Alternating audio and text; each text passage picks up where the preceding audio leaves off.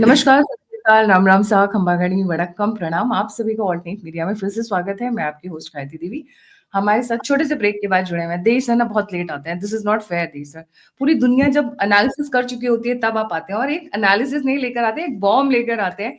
एक बहुत ही different perspective के साथ, डिफरेंट पॉइंट ऑफ व्यू के साथ, डिफरेंट थॉट्स के साथ, और ज्यादातर वो थॉट्स बहुत लॉन्ग रेंजिंग होते हैं, मतलब वेरी वेरी फार साइटेड होते हैं कि ये जो इंसिडेंस हुआ है ये हुआ क्यों है, ये आगे क्या मतलब निकालने वाला है। एक होता है जब कोइंसिडेंस होता है तो इमीडिएटली उसका जैसे वो ब्रेकिंग न्यूज, और देश सर लेकर आते हैं ठंडी, पर वो ठंडी वाली में एकदम बॉम्ब लेकर आते हैं एनालिसिस के साथ। अपनी very very far sighted person, he has his own platform जिसका नाम है दृष्टिकोण.com।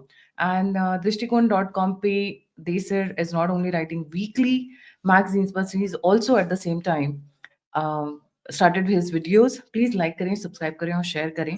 और जैसा कि मैं कहती आ रही हूँ अपने कई शोज में, हम लोगों के ऊपर लोगों का प्यार बहुत ज्यादा बरस रहा है, स्पेशली जो अदृश्य राज के लोग हैं उनकी नजर में हम लोग आ चुके हैं।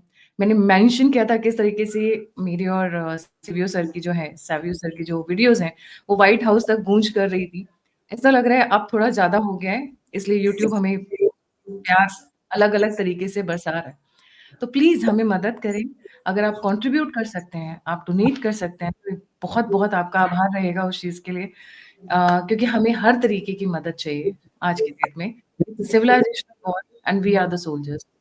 देश सर, आपने मेरे साथ एक इन्फॉर्मेशन शेयर की थी recently and I was shocked to hear that. मैं अपने व्यूअर्स को बताना चाहूंगी, इसका क्रेडिट मैं देश सर को ही दूंगी इस न्यूज का। फ्रांस ने अपने हॉस्पिटल्स में एक एडवाइजरी निकाली हुई, एक सर्कुलर निकाला हुआ है that they should be ready to treat people to the tune of 50,000 patients per day. 50,000 patients, ये कौन सा नया चीज है? 50,000 पेशेंट्स है and that to add on the normal ones, जितना नॉर्मल होता है उसके हिसाब से। So there is a lot going on. Let's try and understand. And where does the Saudi Arabia and the Pakistan deal fit into this entire scheme of things? Great games have begun. Let's try and understand them. Disa, over to you. A very warm welcome. थोड़े से break के बाद। Thank you so much. Thanks Gayatri, हमेशा अच्छा लगता है आपके यहाँ आके। एक्चुअली क्या है कि यूरोप में हर जगह पे बहुत तेज लेवल पे एक वॉर की प्रिपरेशन चल रही है, और फ्रांस के जो मिनिस्ट्री ऑफ हेल्थ है उसने जो फ्रेंच हॉस्पिटल्स हैं वहाँ उनके लिए एक सर्कुलर निकाला है, ये कहते हुए कि 50,000 मेन जो हैं वो कैजुअलिटीज बन सकते हैं and they will have to be treated for at least 6 months। तो ये वहाँ पर शुरू हुआ है। ऊपर से वो जो फ्रांस है वो और ज्यादा आर्म्स वगैरह बना रहा है और खरीद रहा है। एक तो ये हुआ। दूसरी तरफ अगर हम देखें तो डेनमार्क की जो प्राइम मिनिस्टर है वो कहती है अपनी आर्मी से, go ahead and start buying arms, buy and buy, ये उसका कोट था उसको आर्मी को। कहती है कि अगर तुम्हें बेस्ट जो आर्म्स हैं अगर नहीं मिलते कहीं पर तो सेकंड बेस्ट खरीदो, पर खरीदो, बिकॉज टाइम नहीं है हमारे पास। अब टाइम किस चीज के लिए नहीं है? क्योंकि जो फ्रांस का जो सर्कुलर है उसने बोला कि मार्च 2026 तक उनको जो फ्रेंच हॉस्पिटल्स हैं उनको तैयार रहना चाहिए। यहाँ पर ये कह रही है हमारे पास टाइम नहीं है, तो उसका मतलब ये है कि कहीं ना कहीं ऑल दीज ये जितनी कंट्रीज जो हैं ये प्रिपेयर कर रही हैं, यूरोपियन कंट्रीज प्रिपेयर कर रही हैं एक वॉर के लिए, एक मेजर वॉर के लिए। इनफैक्ट जर्मनी ने अपने वहाँ जो बंकर्स थे उसको दोबारा से बनाना शुरू कर दिया।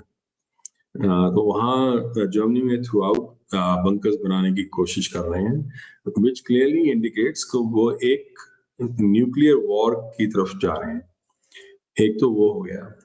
फिर हमने जब हमने ये बात की थी उस समय ये भी हमने कहा था, जब याद है वो यूरोपियन लीडर्स आए थे ट्रम्प के ओवल ऑफिस में, सारे बच्चों की तरह बैठे हुए थे, उसमें मेलोनी थी, वो समझ में आती है, इटली की प्राइम मिनिस्टर। फ्रांस का मैक्रोन समझ में आता है, कियर स्टाइमर समझ में आता है, जर्मनी का चांसलर समझ में आता है, नेटो का चीफ समझ में आता है और ईयू की चीफ समझ में आती है वो क्यों बैठे थे। फिनलैंड का प्रेसिडेंट भी था उसमें, अलेक्जेंडर स्टूप, वो एक्चुअली सबसे बीच में बैठा हुआ था। तो मैं सोच रहा ये फिनलैंड का प्रेसिडेंट वहां क्या कर रहा है। वो इसलिए वहां था क्योंकि फिनलैंड का रशिया के साथ सबसे बड़ा बॉर्डर है, उसका 1300 किलोमीटर से ज्यादा बड़ा बॉर्डर है वहां पर रशिया के साथ, वो भी आर्कटिक सर्कल के पास। तो उसका मतलब ये है कि Finland became the central point of the entire discussion जो वहां चल रही थी, जो कि और किसी को समझ में नहीं आया। वो देख रहे हो आप, वो बंदा जो बैठा हुआ येलो के अंदर वो है। तो ये जो सिचुएशन जो चल रही है, डेनमार्क की जो प्राइम मिनिस्टर अगर ये बोल रही है कि खरीदने शुरू कर दो आर्म्स, फ्रांस ये कह रहा है, फिनलैंड अपनी प्रिपरेशन कर रहा है वहां पर, उसने भी सारे जो उसके बॉर्डर पे जितने वो है एंट्री पॉइंट्स है उसको बंद कर दिया, ऊपर से प्रिपरेशन शुरू हो गई हर जगह पे। और ये यूरोपियन जो कंट्रीज हैं वो वहाँ आके लाइक वो तैयार हो रही हैं लाइक फॉर दिस वॉर। ये आप वो देख रहे हो ना, उसका जो बॉर्डर है, जो सबसे बड़ा बॉर्डर है एक्चुअली 13। फिनलैंड रशिया का बॉर्डर। हाँ, फिनलैंड और रशिया का बॉर्डर जो है। So these things are important. ऊपर से पोलैंड अपना वो बात कर रहा है कि हमारे यहाँ जो इसके जो रशिया के जो ड्रोन्स हैं वो हमारे यहाँ भी आ रहे हैं, and they also want to get ready for the war. So everybody in Europe is getting ready for the war. अब इस बैकड्रॉप के अंदर इजराइल ने कतर के ऊपर अटैक किया, वो भी तब जब हमास के लोग कतर के साथ नेगोशिएशन कर रहे थे। वहां पर कतर दोहा में नेगोशिएशन करने के लिए गए थे, backed by US. In fact US का वहां पर एक बेस भी है, राइट, सबसे बड़ा बेस जो है मिडिल ईस्ट में वो कतर में है। और उस समय इजराइल ने अटैक कर दिया वहां कतर में। तो जब उन्होंने अटैक किया कतर में तो सब लोग बड़े हैरान थे और उन्होंने कहा कि जैसे यूएस ने किया था, ओसामा बिन लादेन को लेकर गए थे पाकिस्तान से और पाकिस्तान पर अटैक किया था, ऐसे हमने भी किया। अब यूएस बैक नेगोशिएशन चल रही थी विद हमास एंड कतर और वहां पे इन्होंने अटैक किया। साथ में जो बीबी नेतन्याहू उसने ये भी कहा कि अगर ये हमास के लोग कहीं भी और छुपे होंगे किसी भी देश में, हम वहां भी अटैक करेंगे। और उसने ये जो थ्रेट है वो पाकिस्तान की तरफ भी किया था। तो पाकिस्तान वहां से डर गया इस बात से, और सऊदी अरेबिया भी थोड़ा घबरा गया, बिकॉज यूएस का की बैकिंग होने के बावजूद, यूएस का बेस होने के बावजूद कतर पे इजराइल ने सीधा अटैक किया था। अब उन्होंने ये सऊदी अरेबिया ने पाकिस्तान के साथ अभी डील की है जो म्यूचुअल डिफेंस एग्रीमेंट वाली है कि अगर सऊदी अरेबिया पे अटैक होता है तो ये मान लेंगे कि पाकिस्तान पे अटैक हुआ है तो पाकिस्तान करेगा, अगर पाकिस्तान पे अटैक होता है तो ये मान लेंगे कि सऊदी अरेबिया पे अटैक हुआ है। नाउ अगर हम देखें लाइक अभी जून में ऐसा हुआ था कि जो ईरान का जो आईआरजीसी है, जो रेवोल्यूशनरी गार्ड है, जो उसका एक सीनियर ऑफिशियल है मोहसिन रिजाई, आई थिंक उसका नाम है, वो मोहसिन रिजाई ने स्टेट टीवी पे बोला, ईरान के स्टेट टीवी पे, कि पाकिस्तान का एक सीनियर मिनिस्टर ने उसको ये बोला कि अगर इजराइल ईरान पे अगर न्यूक्लियर बम फेंकता है तो पाकिस्तान इजराइल पे न्यूक अटैक करेगा। बाद में जो वो उनका जो डिफेंस मिनिस्टर है पाकिस्तान का, उसने वो डिनाई कर दिया, बट वहां ईरान ने ये बोला था। ऊपर से बीबी नेतन्याहू ने उठा के धमकी दे दी। अब पाकिस्तान को भी खुद का डर था और सऊदी अरेबिया को भी डर था, बट ये जो पूरी डील फिर भी होनी इतनी आसान नहीं थी, because Saudi Arabia would not want to antagonise India. वो इंडिया के खिलाफ नहीं जाना चाहेगा, बट फिर भी ये डील इसलिए हुई होगी क्योंकि जितनी मेरे को समझ में आ रहा है जो मैंने डिस्कशंस की हैं बाकी लोगों के साथ कि यूएस बैकिंग के साथ ये डील हुई है। अब अगर इसको ढंग से देखा जाए तो हम ये सोच रहे हैं अपनी तरफ से कि ये डील सारी इंडिया के खिलाफ है। ये एक्चुअली डील इजराइल के खिलाफ ज्यादा है, इंडिया के खिलाफ शायद कम होगी। बिकॉज एक चीज है, देखो, ऐसी अगर डील हुई है इसका मतलब ये नहीं है कि वाकई में सऊदी अरेबिया आके अटैक कर देगा इंडिया पे, क्योंकि डील तो वो ऐसा म्यूचुअल जो एग्रीमेंट था वो तो पाकिस्तान ने 1955 में भी किया था सेंटो में। सेंटो यही तो था, यूके के साथ था, ईरान के साथ था, टर्की के साथ था, कि अगर कोई भी अटैक करेगा तो हम आपस में एक दूसरे को सेफ करेंगे। पर पाकिस्तान ने 1958 में जब ये नाम चेंज हुआ सेंटो का, तो उसके बाद पाकिस्तान ने अटैक किया ना इंडिया पे 1965 में। कौन बचाने आया उसको? 1971 में किया, कौन बचाने आया उसको? कोई नहीं आया, क्योंकि वहां एसेट्स नहीं थे उसके। किसी भी इन इन कंट्रीज में से किसी के एसेट्स जो इंडियन सब कॉन्टिनेंट के आसपास नहीं थे, तो इसलिए वो बचा नहीं पाए। अब अगर हम देखें सऊदी अरेबिया का, सऊदी अरेबिया के पास बहुत पैसा है, इस वजह से उसके पास बहुत सारे आर्म्स एंड वेपन्स हैं। बेसिकली वो टॉयज बोलते हैं ना, वो दे have a lot of toys floating around, क्योंकि पैसे बहुत हैं उनके पास। पर वो आर्मी कहाँ है? आर्मी तो वो मर्सनरीज लेते हैं, अगर यमन में भेजते हैं तो सूडान से उठा लेते हैं लोगों को। जितने गरीब लोग हैं वहां, जितने गरीब मुसलमान हैं वहां से उठाते हैं वो। ऐसे ही यहाँ पर अगर देखें, पाकिस्तानी है, वो राहिल शरीफ जो उनका जनरल था, एक्स जनरल पाकिस्तान का, वो 2017 से वहां बैठा हुआ है। वो 2-3 हजार तो एक्टिव ड्यूटी पाकिस्तानी सोल्जर्स उसके साथ हैं। कहते हैं कई थाउजेंड्स ऑफ एक्स आर्मी जो लोग थे वो उसके साथ वहां पर हैं, जो सऊदी अरेबिया के डिफरेंट डिफरेंट कैंपेन्स में उसका साथ देते हैं। तो ये मर्सनरी टाइप ऑफ एक्टिविटी तो पाकिस्तान बहुत पहले से कर रहा है, तो उसमें नया क्या हुआ? इसमें जो इस पूरी सिचुएशन में अगर हम देखें तो मुझे जो सबसे बड़ा डर है वो डर इस बात का नहीं है कि वो सऊदी अरेबिया अटैक करेगा। सऊदी अरेबिया अटैक करेगा कैसे इंडिया पे?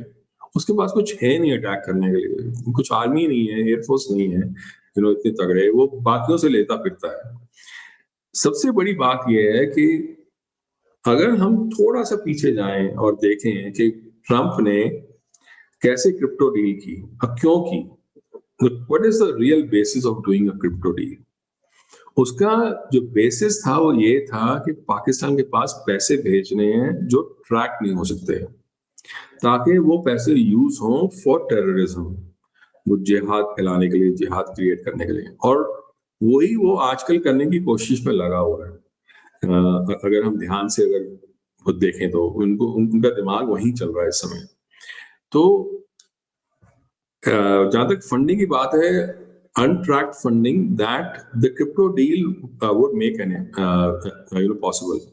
दूसरा जो फंडिंग का सोर्स है वो सऊदी अरेबिया है, जो यूएस खुद पैसे नहीं देगा, वो सऊदी अरेबिया से आएंगे। तो Saudi Arabia is going to take off its debt, is going to pay for जो भी आगे वो काम ऐसा करेंगे टेररिज्म का। बेसिकली जहां से मैं देख रहा हूँ 1980s 1990s में जितना भी जिहाद के मदरसे और तालिबान और वो सब इन्होंने शुरू किया था, वही वो दोबारा से शुरू करना चाहते हैं। बिकॉज हमने अभी बात शुरू की कि कैसे यूरोप वॉर की तैयारी कर रहा है। अगर वॉर की तैयारी हो रही है और चाइना और रशिया एक साथ हैं और भारत भी उस तरफ जाता हुआ दिखाई दे रहा है, तो उनको, इन लोगों को फुट सोल्जर्स चाहिए। वो फुट सोल्जर्स जिहादी जो मदरसे वाले लोग हैं उनसे ज्यादा अच्छे तो कोई हो नहीं सकता। तो बेसिकली दे वुड वांट कि जो 1980s में इन्होंने किया था मदरसों के साथ वो दोबारा से करें।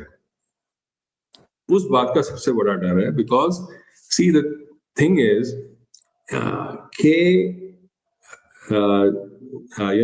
पाकिस्तान के पास खुद अभी इस समय कुछ खास है नहीं इंडिया के खिलाफ काम करने के लिए। सऊदी अरेबिया के पास भी नहीं है। पर एक चीज जो पाकिस्तान के पास हमेशा से रही है इंडिया के खिलाफ, वो है ह्यूमन इंटेलिजेंस और जिहादी नेटवर्क विद इन इंडिया। इसीलिए पाकिस्तान हमेशा यूएस के लिए बहुत वैल्यूबल रहा है और वैल्यूबल रहेगा आगे जाके। वो पाकिस्तान का हाथ कभी छोड़ेंगे नहीं, सिर्फ इसी वजह से। और इंडिया जो है वो खुद को बचाता फिरता है, ये पूरे जो इनका जिहादी नेटवर्क जो इंडिया में है। आगे आने वाले टाइम में आप देखना, थोड़े दिनों में और हफ्तों में, कि ये जिहादी जो एक्टिविटीज हैं ये और तेजी पकड़ेंगे, because that is the way they are going to start trying to dismantle India. So मैं इसको ऐसे देख रहा हूँ कि इंडिया के लिए जो सबसे बुरी खबर है वो ये है कि एक जिहाद 2.0 नेटवर्क दोबारा से शुरू होगा, मतलब तालिबान 2.0 टाइप्स। और दूसरी तरफ इजराइल जो है वो उसका माथा ठनकेगा, because they would not want Pakistan to get funding and to वो अपने पांव पे खड़ा हो, बिकॉज सबसे बड़ा डर उसको इजराइल को ये है।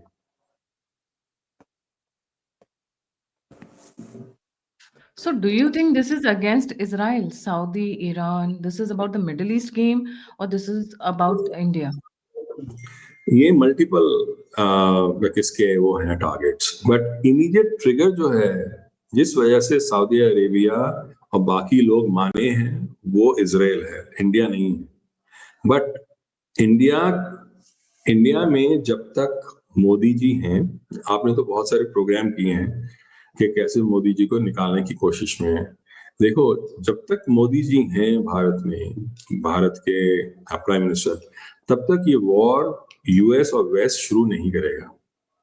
वो इसलिए नहीं करेगा बिकॉज चाइना और रशिया को अगर उसका पलड़ा अगर कोई भारी कर सकता है तो वो इंडिया है। वो नहीं चाहेंगे कि इंडिया एक अनकंट्रोल्ड वेरिएबल बने। वो चाहेंगे कि इंडिया जो है कंट्रोल्ड वैसल स्टेट, एक कंट्रोल्ड स्टेट हो उनके पास, ताकि जिसको वो जैसे डायरेक्ट करें वैसे चले। हमारे यहाँ ऑपोजिशन में बहुत सारे ऐसे लोग हैं जो ऑलरेडी बिक चुके हैं, वो हम सब जानते हैं। तो बेसिकली वो क्यों चाहेंगे कि मोदी जी रहें तब तक? तो मोदी जी का जाना is actually tied to the war in my view.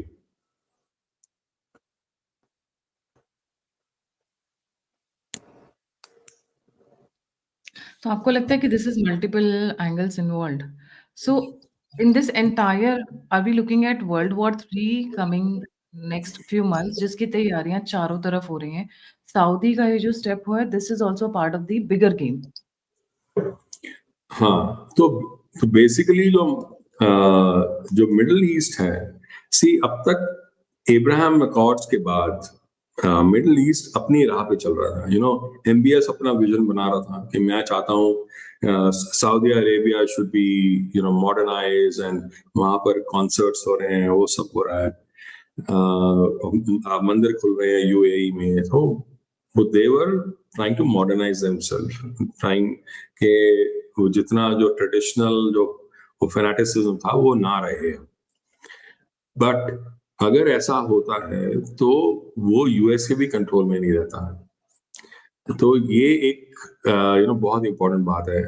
अब एक चीज और यहाँ से मेरे को नजर आती है, वो ये कि धीरे धीरे यूएस का जो कंट्रोल है दुनिया पे, जो जिस तरह से वो गारंटीज देता था, वो गारंटीज यूएस नहीं दे पा रहा। देखो, सऊदी अरेबिया की गारंटी तो यूएस ने ली ही हुई है ना, कि अगर आपके पास कोई अटैक करेगा हम आपका ख्याल करेंगे। ये तो बहुत पहले से है, पेट्रो डॉलर्स का चल रहा है। तो अब ऐसा क्या आन पड़ा है कि उनको सऊदी अरेबिया को हेल्प चाहिए? उनके पास तो है, यूएस की हेल्प तो पहले से थी। इसका मतलब ये है कि यूएस अब तैयार नहीं है सऊदी अरेबिया को बैक करने के लिए, उसको हेल्प करने के लिए। अगर ऐसा है, that actually is not a good sign for US, because US की खुद का जो एक, देखो, यूएस का जो दबदबा है वो तब तक है जब तक यूएस की गारंटीज हैं। यूएस जो है सिर्फ 2 गारंटी से चलता है, एक तो नेटो गारंटी पे, एक उसकी जो डॉलर की गारंटी है कि हमारा डॉलर जो है वो रिजर्व करेंसी है। अगर रिजर्व करेंसी वो ना भी रहे, वो अगर नहीं रहा अगर, और नीचे जो है डी वेपनाइजेशन या डी डॉलराइजेशन अगर हो जाए, और दूसरी तरफ से वो गारंटी भी ना दे सके नेटो वाली किसी को, तो फिर उसका दबदबा कहाँ रहा? तो there is a realization within US that they cannot do that anymore. But उनको फिर भी आगे जाके वो दुनिया को किसी तरह से कंट्रोल करना है. They will not fight others' wars now. So, so that is how I see it. That is why Saudi Arabia has done this kind of a deal, जिसका जिसका उद्देश्य उसको इजराइल से सेव करने का है. पाकिस्तान को कोई फायदा नहीं होगा सऊदी अरेबिया का सिवाय पैसे के. And getting a mercenary army because Saudi does not have its own army. Correct. Exactly. So वो पाकिस्तान की जो मर्सनरी आर्मी है वो और इजीली आ सकेगी, और बाकी जो एक्टिव सोल्जर्स है वो भी आ सकेंगे इन केस देयर इज एक तरह का वो अटैक वगैरह हो इसराइल का. तो इसराइल के खिलाफ उसको सऊदी अरेबिया को ऐसी चीज चाहिए थी. पाकिस्तान को सऊदी अरेबिया से कोई फायदा होने वाली नहीं है सिवाय फंडिंग के फॉर इट्स जिहादी network, which they will try to create दोबारा से. वो जिहाद 2.0 या तालिबान 2.0 जिसको हम वो कह सकते हैं. आपको नहीं लगता इस पैक्ट से इंडिया और सऊदी अरेबिया के रिलेशंस में एक डेंट आएगा? Unless they have done whatever they have done, keeping Bharat in the loop of whatever has happened. जब उन्होंने कहा, जब इंडियन स्पोक्स पर्सन ने कहा कि हम, और उसमें जो कम्युनिके है उसमें भी आया कि हमें पता था ये हो रहा है, दिस वाज अंडर कंसिडरेशन, हम जानते थे. तो वो कैसे जानते थे? या तो सऊदी अरेबिया ने उनको बताया होगा या उनका इंटेलिजेंस नेटवर्क से पता चला होगा. सिर्फ दो तरीके हैं ना. तो जिस तरह का रिलेशनशिप है इंडिया और सऊदी अरेबिया का, I have very strong feeling कि actually Saudi Arabia have let India know कि ये हो रहा है. एंड मैं तभी कह रहा हूं बार बार कि मुझे ये इंडिया के खिलाफ होता हुआ कम दिखाई दे रहा है, इजराइल के खिलाफ होता हुआ ज्यादा दिखाई दे रहा है. नाउ आपने कहा इजराइल का बार-बार नाम लिया, मैं इंडिया पे भी आती हूँ पर मैं वापस इजराइल पे जा रही हूँ. Israel is one of the closest ally to US. तो सऊदी अरेबिया कुछ भी अपने आप नहीं करेगा unless and until US is on board. तो इजराइल के खिलाफ अब क्या प्रॉब्लम हो गई है यूएस को? Are they trying Saddam Hussein to? Because we have been talking about this. हम ऑफ द रिकॉर्ड टॉक्स में कई बार बात करते रहे हैं कि नेतन्याहू से खुश नहीं है इस वक्त यूएस और वहां का अदृश्य राज्य.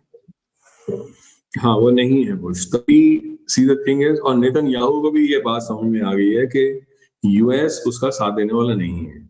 क्योंकि जब उसने हमास के उन लोगों पे जो कतर में बैठे थे जब अटैक किया, तब एक्चुअली यूएस की गारंटी पे अटैक था वो, क्योंकि वो यूएस बैक कर रहा था ना वहां पर.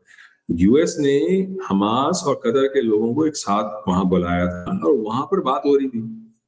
तो अगर वहां पर ये इजराइल अटैक कर देता है हमास के लोगों को, तो बेसिकली जैसे कहते हैं कि US look like an idiot. They were like looking like fools कि हम यहाँ बैकिंग कर रहे हैं ये पूरे डायलॉग की, और ये भाई साहब आके यहाँ पर तोड़ मचा रहे हैं.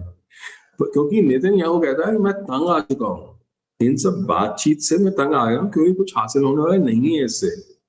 अब टाइम आ गया है कुछ एक्शन लेने का. तो उन्होंने एक्शन लिया. तो उन्होंने ये कहा कि आगे आने वाले टाइम में अगर कहीं भी हमास के लोग मिलेंगे हम उसको वहीं मारेंगे. इस समय जहां जितनी भी मेरे को इंडिकेटर्स दिखाई दे रहे हैं, मेरे को यही दिखाई दे रहा है कि नेतन्याहू और ट्रंप एक पेज पे नहीं है इस समय, जिस तरह से मोदी जी और ट्रंप एक पेज पे नहीं है. Because I think both of them have realised कि ट्रंप का गेम ही कुछ और है. क्योंकि जब इसराइल ने ईरान पे अटैक किया था, तो ईरान को तो पहले बता दिया था ना उसने, यूएस ने उनको पहले बताया हुआ था। और like basically US was like not completely on Israel's side at that time. So and like उन्होंने अपने वो भेज दिए, क्या कहते हैं, फाइटर्स वो मारने के लिए, और वो भी तब जब वो पता था कि कुछ होने वाला है नहीं, और जो उनके जितने जो न्यूक्लियर जो सेंट्रीफ्यूज से वो बच गए। ऊपर से बाद में ये खबर आई कि एक्चुअली ट्रम्प की जो कंपनी थी वो ईरान के साथ पहले से डील कर रही थी फॉर बिलियंस ऑफ डॉलर्स। जैसे इन्होंने क्रिप्टो डील की ना, ऐसे इसराइल के साथ, वो ईरान के साथ भी की थी उन्होंने, during the time when actually Israel was trying to bomb Iran. तो मेरा ये मानना है इस समय कि नेतन्याहू और Modi ji are not trusting Trump और यूएस एट दिस टाइम। सो वो अपना यूनिलैटरल डिसीजंस, यूनिलैटरल एक्शंस लेंगे, जैसे इंडिया ने ऑपरेशन सिंदूर में लिया, ऐसे ही आगे भी अभी लेंगे। क्योंकि देखो, मैं बताऊं आपको, इंडिया चाहेगा इस समय कि कोई एक्शन लिया जाए, वो इसलिए क्योंकि दो चीजें टेस्ट करनी है। पहली चीज, इस डील की सीरियसनेस, सऊदी अरेबिया की सीरियसनेस, और यूएस का अपना जो वो जो भी वो पैकिंग देना चाहता है पाकिस्तान को, उसका जो लिमिट है उसको टेस्ट करना चाहेगा। सेकंड चीज, चाइना हमेशा पाकिस्तान को बैकअप करता रहा है। अभी पीछे एससीओ के समिट में चाइना ने दिखाया कि कैसे वो इंडिया के साथ है। इनफैक्ट शी जिनपिंग ने तो उसके साथ पहले हाथ भी नहीं मिलाया था, वो शहबाज शरीफ से, जब वो एक साथ थे मोदी जी के साथ, तो हाथ भी नहीं मिलाया था उस समय। तो इंडिया टेस्ट करना चाहेगा कि चाइना कितने पानी में है भारत के साथ। If I was leading India, I would want to test. तो ये मैं हैरान नहीं हूंगा अगर अभी इन द नियर फ्यूचर कोई एक्शन हो। I have a strong hunch that ये जो डील हुई है, सी जिस तरीके से मंदिर खुल रहे हैं, जिस तरीके से MBS is very close to Modi ji and they have a very good reputation. कई लोग उठा रहे हैं इस मुद्दे को कि जो ऑयल हम रिफाइन कर कर बेच रहे हैं उससे सऊदी अरेबिया बहुत अपसेट है। सी इतना अपसेट नहीं हो सकता है कि they can totally go and sit in the enemy camp. Pakistan की बात कर रही हूँ मैं, not US. They can go and sit in the enemy camp. Sir आपकी बात बहुत लॉजिकल लगती है, बट इसमें एक एंगल मुझे और नजर आता है। You when you sign a defence pact, बहुत सारी इन्फॉर्मेशन जो आप पब्लिकली कभी शेयर नहीं करते हैं। Remember, Pakistanis hate US like anything. जाना उनको यूएस ही है। How hypocritical. अमेरिका जाना है, अमेरिका वाला बनना है, अमेरिका में रहना है, पर हेट अमेरिका से करना है और अमेरिका को ही शरिया और इस्लाम में कन्वर्ट करना है। राइट? बड़ा ही हिपोक्रिटिकल सोच है, समझ नहीं आता है कहाँ से कहाँ इनकी सोच चलती है। मुझे ऐसा लगता है कि ये जो सऊदी और पाकिस्तान की डील हुई है, that is something like what we witnessed with Mehbooba Mufti, right? Before 370 happened. Uh, क्योंकि पाकिस्तान ऐसा घाघ है, वो सबके साथ सारी डिटेल्स शेयर नहीं करते हैं। सऊदी उनका बड़ा भाई है। सऊदी के साथ फंड तब से मिलने शुरू हुए थे जब US was not even funding them at that point of time on the name of you know religion. I have a strong feeling that there is something more than what is meeting the eyes. Maybe उनके जो weapons हैं, Arsenal है, जो ammunitions हैं, missiles हैं, hidden things हैं। Be surprised अगर ऐसा कुछ हो रहा हो पीछे। प्लानिंग वो तो होगी ना, तब पॉसिबल है, होगी ना। कि बेसिकली वो sleeping with the enemy kind of a thing, ताकि या वो आपको पता चले। राइट। क्योंकि एक चीज़ जो कल रात को शिवम ने भी एक शो में कहा था हमारे, कि remember the Pakistanis targeted the Jamnagar refinery. They said हम जामनगर को न्यूक कर देंगे या बम छोड़ देंगे, जो भी। औकात नहीं है वो अलग बात है, बट उनका निशाना तो उधर ही है ना, मतलब इकोनॉमिकली हिटिंग द कंट्री। तो सांप के दांत निकालने जरूरी हो जाते हैं, तो ये जरूर मतलब ये जो पाव के आलू बम की धमकी देते रहते हैं ये लोग, न्यूक कर देंगे न्यूक कर देंगे। I wouldn't be surprised if it is a stockpiling situation also happening, मतलब स्टॉक असेसमेंट कि भैया है कितना इनके पास, है भी है ये कुछ और भी है पीछे। A lot of games are happening behind जिनकी शायद डिटेल्स कमिंग मंथ्स में नजर आएगी, but Saudi Arabia turning against Bharat is not something I see it. I don't think so. Yeah.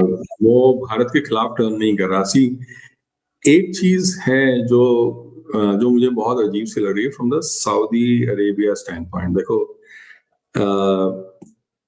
किसी भी ऐसी जगह पर मिडिल ईस्ट में, किसी भी ऐसी कंट्री में, चाहे वो ईरान रहा हो, चाहे इराक रहा हो, चाहे कोई और कंट्री, इवन अफगानिस्तान, जब भी ये कंट्रीज मॉडर्नाइज करती हैं तो वापस एक बैकलैश होता है, इस्लामिस्ट बैकलैश। एमबीएस इस बैकलैश से डरा हुआ था क्योंकि वो मॉडर्नाइज करने की कोशिश कर रहा है, वो भी उस जगह को जो सेंटर है, जो गढ़ है इस्लाम का। और वो बल्कि फेनेटिक्स को बोलता है, वो ऐसी ऐसी वो हॉस्पिटल में डाल रहा है फॉर वो रिफॉर्म करने के लिए, कि कुछ ऐसे ड्रग एडिक्ट्स को डालते हैं, एडिक्शन सेंटर्स होती हैं, वो वैसे कर रहा है, वैसे हॉस्पिटल्स खोले। अब अगर तो ये जो फंडिंग है ये एक नेक्स्ट वेव ऑफ जिहाद पैदा करती है पाकिस्तान में। देखो, हर कोई कंट्री जो है ये पूरे इस्लामिक दुनिया में, वो इस्लाम का चौधरी बनने की कोशिश करती रहती है। पाकिस्तान भी करती है, सऊदी अरेबिया भी करती है, टर्की भी करती है, ईरान भी करती है। यही इनका मेन, और कतर भी करती है।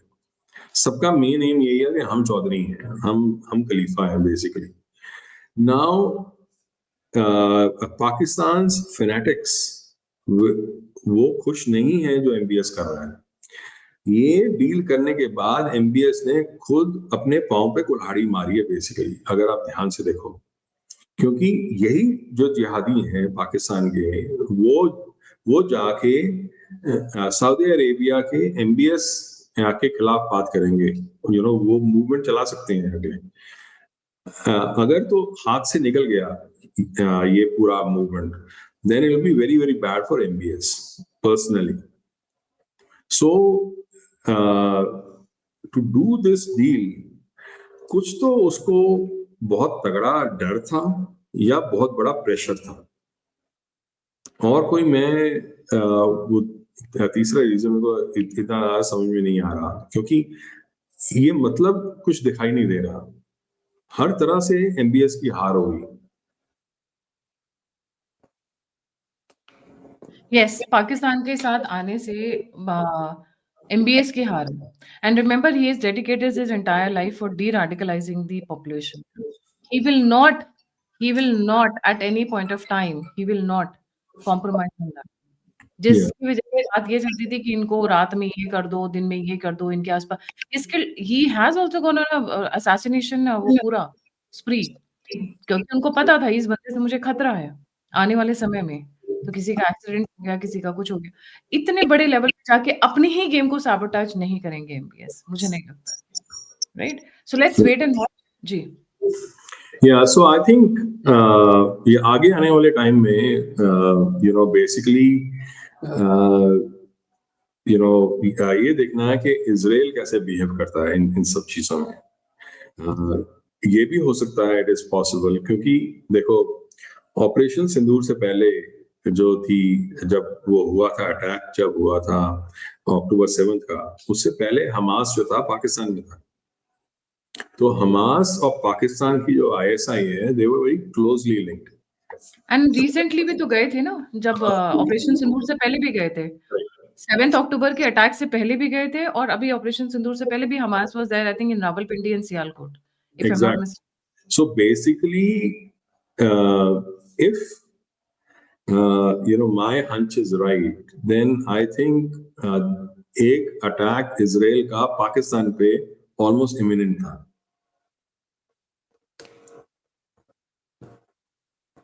तो ये एक मेजर ट्रिगर हो सकता है उसके लिए।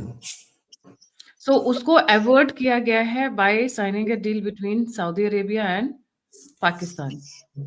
हाँ, उनको ऐसा लग रहा है कि अवॉइड हो गया है, पर मुझे नहीं लगता हुआ है। बिकॉज़ येस, नेतन्याहू का एक 10 साल पुराना वीडियो क्लिप बहुत वायरल हो रहा था कि जिसका सारांश ये था कि भई radical extremist are the biggest threat and जो भी देश एक्सट्रीम रिलीजियस फॉलो कर रही है, especially in context of Pakistan, they are our enemies. तो सबसे पहला निशाना तो उन्होंने हमास, हौती और ये सब ईरान के साथ किया, और दूसरा ये had mentioned in the same interview कि Pakistan is going to be next because it's a radicalised nation on this earth. Right, या तो बहुत वायरल हुआ था ऑपरेशन सिंदूर के टाइम पे, और ये चला था कि अगला इसराइल का जो अटैक है वो पाकिस्तान पे ही आने वाला है, जब ख्वाजा आसिफ पार्लियामेंट में खड़े होकर इस चीज को कोट कर रहे थे राइट। पाकिस्तान। तो इसलिए मेरे को ऐसा लगता है कि वाकई में they were getting ready to do something. See, एक चीज और मैं बोलना चाहूँगा, हम बोलते हैं पाकिस्तान एक nuclear country and all that. I think उसका जो ब्लफ है ना, ऑपरेशन सिंदूर ने बहुत अच्छे तरह से उसका साइडलाइन कर दिया कि अगर उनके पास तो होते न्यूक्स तो कुछ तो करते। उनके जो न्यूक्स हैं वो बेसिकली वो जो बैठे होते हैं ना, वो कीबोर्ड वॉरियर्स वही हैं कि आगे जाके नैरेटिव बनाओ, लोगों को गालियां दो, लोग ये करो, क्योंकि यही उन्होंने किया है। उन्होंने सिर्फ नैरेटिव बनाने की कोशिश की है। एक्चुअल अटैक इंडिया में कुछ हुआ ही नहीं था। वो बातें वो ऐसी करती हैं पाकिस्तान के जो टीवी पे, जैसे उन्होंने जंग जीत ली। द वो Pakistani Punjabis are just for lip service, उसके बियॉन्ड ना उनको समझ आती है, ना उनके पास इंटेलेक्चुअल कैपेसिटी है, ना एजुकेटेड है। And I am sorry to say, वो 4 किलो पाउडर थोप कर जो बैठती है उनकी एंकर्स हेवी मेकअप के साथ में, उनको देखने के बाद ऐसा लगता है प्लास्टिक की गुड़िया बोल रही है, जिसको ये भी नहीं पता है कि भाई जियोपॉलिटिक्स का जी क्या होता है। Sometimes it's very funny, cartoon show के लिए ठीक है, कॉमेडी शो के लिए ठीक है, but when it comes to education they are seriously pathetic at that. हलाला ओ सॉरी मदरसा वाली जो एजुकेशन है ना, वो वहीं के वहीं रिफ्लेक्ट हो जाती है। और वैसे ही उनके एंकर्स भी ढूंढ-ढूंढ के, गेस्ट भी वैसे ही ढूंढ-ढूंढ के लाते हैं। और जो बेचारे थोड़ी सेन वॉइसेस हैं पाकिस्तान के अंदर, जो थोड़े पढ़े-लिखे लोग हैं, या तो बेचारे भाग जाते हैं देश छोड़ के, या फिर उनको मौका नहीं मिलता है। ऐसा नहीं है कि वहाँ पे लोग नहीं हैं, एजुकेटेड और इंटेलेक्चुअल लोग नहीं हैं। वहाँ पर भी हैं, ब कई अच्छे लोग हैं, पर उनको आगे बढ़ने ही नहीं देते हैं। वो अपॉर्च्युनिटीज़ ही नहीं देते हैं कि because they talk sense. Unfortunately मैंने ये देखा है कि पिछले ये ऑपरेशन सिंदूर के दौरान इवन जो समझदार लोग थे ना, जिनको मैं वाकई में समझदार मानता था, एक का मुजम्मिल है, सैयद मुजम्मिल, मैं उसको मैं देखता था, समझता था कि वो कैसे सोचता है। इवन मैं उससे बहुत निराश हुआ। बाकी ये नजम सेठी आप तो साजिद तरार की इतनी तारीफ़ें करते थे ऑफ द रिकॉर्ड, और फिर मैंने जब आपको फ़ोटो भेजी तो पता चला, वो क्या है ना, जब आप कोठरी से निकलते हैं, कालिक की कोठरी से निकलते हैं, तो कालिक ना लगे हो तो ऐसा हो नहीं सकता है। द नहीं, वे मैं he was when Asim Munir was talking about Islam and he was clapping अपने सूट-बूट में, साजिद तरार।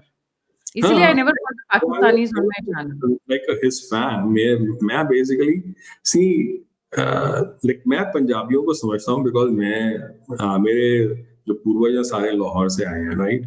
और मैं जानता हूँ कि उनकी सोच कैसी रहती है, सब लोगों की।